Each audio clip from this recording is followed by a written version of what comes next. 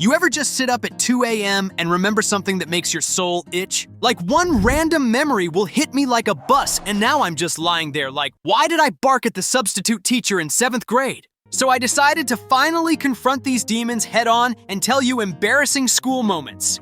Stuff that happened to every dude watching this video is random boner in class. Like I remember sitting in math class trying to find X. Meanwhile, my man downstairs is on a side quest trying to find some kitty. And here's the thing about the occasional boner. You don't even gotta be thinking of anything sus. I swear, I didn't have a single unholy thought in my head at that moment. My candle was living its own life. But anyway, if you're in that situation, here's pro tip. Think about something nasty, like the smell of the gym locker room, that sandwich in your bag that you forgot all summer, or your uncle's feet. Yo, what the fuck? Honestly, random boner doesn't even make any sense in today's world. Like, I'm not about to start reproducing in front of the class, but evolution had other plans. In the Stone Age, when a cave baddie saw your big man, she would immediately offer to go to the cave with her. But all this is nothing compared to the story I'm about to tell. I shouldn't be telling this to the public, but anyway, Spirit Week incident. You know that one week when the school tries to convince you that high school is fun by making you dress up like Marvel characters. So I'm half awake on a Thursday night, scrolling through the list, and I see Costume Day. I'm like, bet, this is my moment. Next morning, I step into school in a full Minion costume. I'm talking yellow from scalp to toe, the goggles, gloves, and the overalls. Only problem? Spirit Week ended yesterday. Bro, I was walking around the school the whole day looking like a minion on shrooms. Every hallway I turned, I was just greeted with stares like, yo, what's wrong with this dude? And I couldn't even dip or change because I was 12 and too stupid to think of that.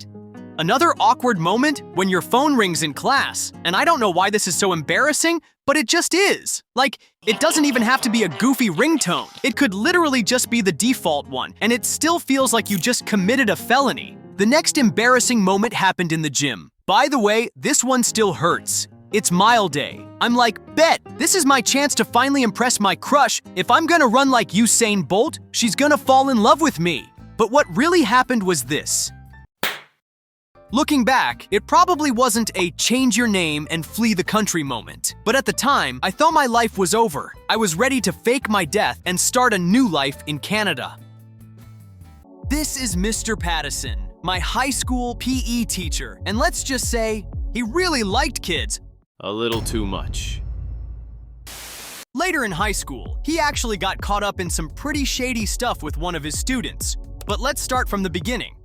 I grew up in a small, rough town where it was basically normal seeing crackheads screaming about government conspiracies and homeless guys fighting over cheap booze. So yeah, Mr. Pattison wasn't exactly a man of class either. What I remember most about him was his love for cigarettes and drinking during the classes. Walking into his office felt like stepping into Snoop Dogg's trap house. But the real issue was how weirdly flirty he was with the girls. He was always making these jokes like he was low-key hitting on them.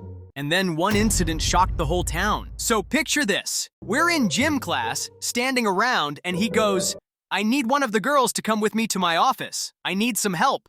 The rest of you, just grab a ball and play whatever. At the time, it didn't seem strange to us. Actually, we were even glad that instead of doing those goofy-ass exercises, we could finally play basketball.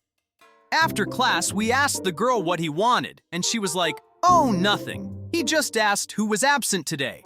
But 3 days later, we found out Mr. Pattison had been fired. Weird thing was, the same girl he had called into his office hadn't shown up at school for 2 days either.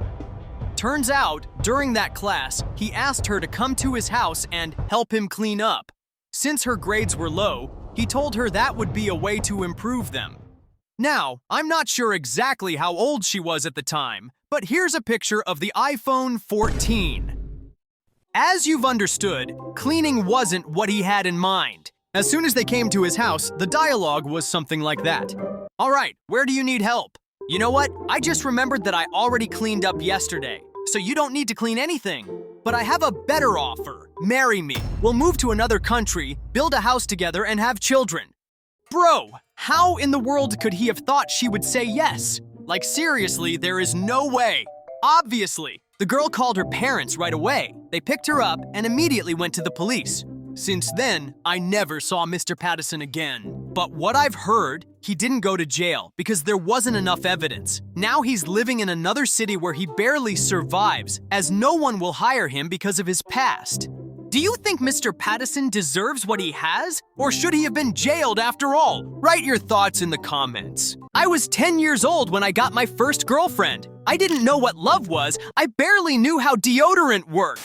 It all started during math class. Me and my friend were messing around with a bet, and I lost. So he dared me to ask Emily to be my girlfriend. Now, Emily was the type of girl every dude wanted. She was both smart and pretty. So of course I said yes. I wasn't really scared of rejection. What I feared more was my friend coming up with another dare. This guy was a total maniac. He once dared someone to eat a stapler. Knowing him, the next challenge could have been something totally insane, like slapping the teacher's ass or running naked through the hallways. So I passed her a note asking whether she would be my girlfriend. She said yes, and just like that, we were officially dating. Later that day, Emily hits me up with, "Wanna come over?" And in that moment, I knew that there was a solid chance we'd have to kiss. So after school, I rushed home and pulled up YouTube for a quick tutorial. Let me tell you, the things I saw will haunt me forever. One guy was making out with a mirror, another was kissing teddy bear, and then there was a dude Frenching a tomato. But game is game, so for the next 20 minutes, I was locked in, sucking the soul out of that tomato. And feeling like a newly trained professional, I headed over to Emily's house. Little did I know, my real challenge hadn't even started yet. Because the second I rang the bell, the door swung open, and there he was, her dad. 6 foot something, arms crossed, and he stared at me like he's about to do something freaky. But then Emily shows up, grabs my hand, and drags me upstairs to her room. And as soon as the door closed, she kisses me. My heart rate was like 200, and it was clumsy as hell. But honestly, it wasn't bad at all. The rest of the evening, we were watching the movie and had a great time. So I'm 17, and I'm spending the summer at camp. That's where I met Jess, and bro, we clicked instantly. Like we were both on the same wave of hating the food and spent time talking about everything. So one night, we're walking back from the campfire, and out of nowhere, she grabs my hand. I'm trying to act ice-cold alpha skibidi-riz, but inside I'm screaming, "It's happening! Holy shit!"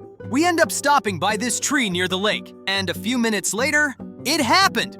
Not gonna lie, it was clumsy as hell. At one point, I tried to take my shirt off and somehow elbowed her right in the face. Still, the next morning, I woke up feeling unstoppable. I felt like I was a grown man, and everyone else are just a bunch of clueless kids. Support my efforts with a like and help me reach 1,000 subscribers.